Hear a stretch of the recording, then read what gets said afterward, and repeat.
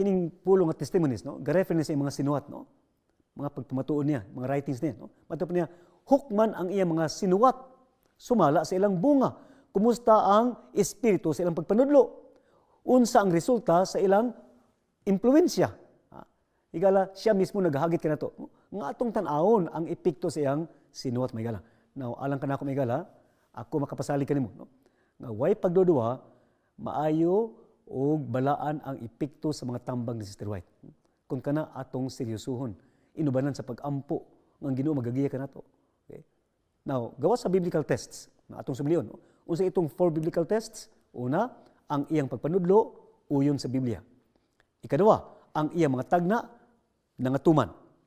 Although there is what you call conditional element. Okay? Doon na iban nga din matuman, tungod kay wala naghimo sa kondisyon o sa ilang katungdanan ng mga katawan, o tingali ang Ginoo nagpasidang iyang pagbuntugon ng usa ka dapit, isa ka nasod, apan ang mga tao naghinulsol, so dili dayonon. Okay? Muna gito nga conditionality. Third, ang pag-ila o paghimaya, pagbayaw kang Kristo Jesus. Ikaapat, pinaagi silang bunga atos na mailan. Muna 4 biblical tests of a prophet. O atong submit, atong gi-subject si Sister White ni Nixon, alang ka na ko, siya nakapasar 200%. Okay?